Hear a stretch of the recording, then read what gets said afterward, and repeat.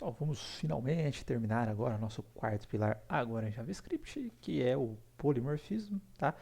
É, para vocês pensarem antes, o que vocês acham, tá? Vai ser parecido com Java ou vai ser parecido com o Python? Tá? Se é não tipado, tá? No polimorfismo, como a gente fazia em Java, tinha que ter pelo menos um tipo base, né, equivalente, ou uma mesma interface, etc., para que eu garantisse que tivesse ali certos métodos tal, para poder fazer a chamada dos métodos, já que o Java é tipado, tá? Aqui não é tipado, aqui é só de criar objeto, você já viu a festa que é para criar objeto aqui, tá? É, e como não é tipado, vai seguir os moldes do Python, tá? Então, vou ter um objeto lá, vou chamar aquele método, e vamos rezar para aquele método ter aquele objeto, senão vai gerar exceção, você vai ter que fazer tratamento de exceção, enfim, tá? Mas desde que objetos implementem o mesmo método, a gente consegue aí fazer o polimorfismo aqui no JavaScript, tá? Então eu apaguei aqueles exemplos grandões de pessoas só para fazer um bem mais simplesinho, tá? Vou chamar uma classe quadrada aqui. A gente já treina a criar classe tudo de novo, né? Então é o constructor lado, dislado igual a lado. E aqui vai ter um método chamado de área. E aí eu vou dar um return, que vai ser o dislado vezes dislado. Beleza, dada a classe quadrada, fazer uma classe que não vou ter relação hierárquica, tá? Que vai ser terreno, que também tem uma área, pode ser área de qualquer coisa, tá? Constructor frente e fundo. Então diz frente, o tamanho da frente, né? Igual a frente. Lembrando novamente que eu posso colocar ponto e vírgula aqui, eu estou programando ela Python, tá? Fundo igual a fundo. Isso. Tá. Agora vamos implementar a área. Vou dar um return this frente vezes this fundo, tá? Poderia ter até algum tipo de relação com forma, etc. Fiz propositalmente para que eles não tenham qualquer tipo de relação, apenas tenham o método return. Tá, aqui eu tenho uma lista no Java igual a lista do Python, tá? Só vai mudar o método, em vez de ter o append vai ser o push. Ou eu posso já criar colocando os elementos separados por vírgula, tá? tá, aqui eu vou, perceba o seguinte, tá? A hora que eu estou criando dessa forma, sem usar o let, o const ou o var, tá? O meu VS Code ele se perde um pouquinho, tá? Perceba que a hora que eu coloco o ponto aqui, ele tá aparecendo um monte de palavras que eu já digitei, tá? Mas se eu estivesse programando direito, tá? E usando o let, por exemplo, a hora que eu coloco aqui o lista, coloco o pontinho, olha que bonitinho agora, assim, parece os métodos da lista para mim, tá? Então eu fiz bem rapidinho, bem simplesinho, para não ter que introduzir let, const var, etc. Mas é bom utilizá-los, tá? Então aqui a gente vai utilizar o push.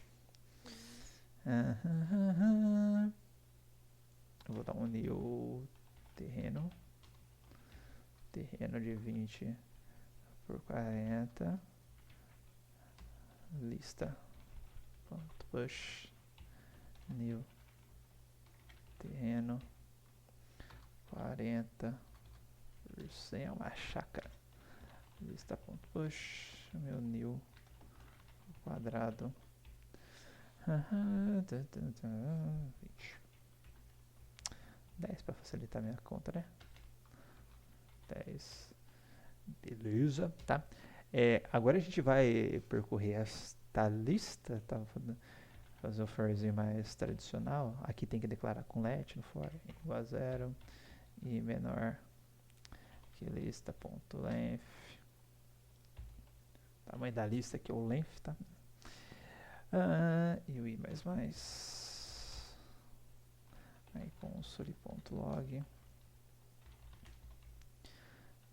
Lista aí. Área. Acho que é isso. Chama o método, né, cabeçudo. Área. tá? 800, então ele chamou a área do terreno, né, que é esse cara, o 4.000 aqui é o 40%, chamou a área também, e do quadrado 10 por 10 deu 100, tá? Lembrando que aqui eu aproveitar para passar uma curiosidade para vocês, tá? Eu até digitei aqui por curiosidade no Google formas de percorrer o array no JavaScript, tá? Que a gente utilizei a primeira onda, que é mais básica, a gente está acostumado. Mas, bicho, tem algumas trocentas maneiras aqui da gente percorrer aqui. Já tem você percorrer o array fazendo seleção. Nossa, é uma coisa de louco que você dá para fazer de iteração do array aqui com it e tal. Puta, é legal pra caramba, aqui tem um monte de coisa. Só que eu vou pegar uma funçãozinha bem simplesinha aqui, que é um conceito chamado de callback function, que dentro da programação é muito utilizado, faz uma diferença legal. Que é o seguinte, aqui dentro do lista, por exemplo, eu uso muito para processar dados, esse callback function aí, que é como se ele sempre chamasse a mesma função, passando cada elemento do array list por vez, assim. Então, se eu tenho uma colunona lá, eu chamo essa callback function, que no caso do pandas, do Python, é o apply, né? O procedimento é o mesmo, fala essa variável vai entrar dentro dessa função que eu criei, essa função vai fazer tal coisa. Ele já vai pegando elemento por elemento automaticamente e jogando dentro dessa callback function. Só que não precisa fazer um loop à parte, dentro do loop, colocar a função. É um negócio bem doido que no final facilita. Tá? Mas só para ilustrar o que seria uma callback function, isso daqui seria um exemplo. Tá? Eu vou colocar qual que é a variável lá que ele vai chamar. Então, falar cada iteração do for aí, do for each no caso, né? Ele vai pegar um elemento e vai atribuir para o item. Tá? Então, o item vai virar um elemento, assim como a gente tem o for aprimorado. E isso daqui vai disparar uma função, e aí eu posso usar esse arrow function do Java, que é o equivalente ao lambda que eu apresentei para vocês lá na minha aula. E dentro dessa função ele vai fazer um console log e vai passar o item.área. Tá? Então, meu item vai virar um elemento da lista e vai chamar um área. Só que tudo isso é como parâmetro de uma função. Então, essa função aqui automaticamente já vai fazer o loop no array. Cada elemento do array vai virar no item. E aqui você já especifica o que você vai fazer com esse itemzinho do array. Tá? Então, no caso aqui, eu só estou imprimindo na tela. Pode fazer operação matemática, pode fazer o que eu quiser.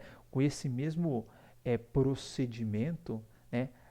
Existe a função map, reduce, etc, que você consegue fazer um monte de coisa, tipo, já percorro uma lista, já gera uma lista com os elementos tudo selecionado de acordo com uma condição e tudo via chamadinha de função. Tá bem legal, caso vocês tenham curiosidade. E temos aqui o nosso mesmo resultado. Só para comentar essas callback functions aí, que eu não sei se vocês terão oportunidade de ver em algum momento, já que a gente não tem programação funcional ainda no curso, tá?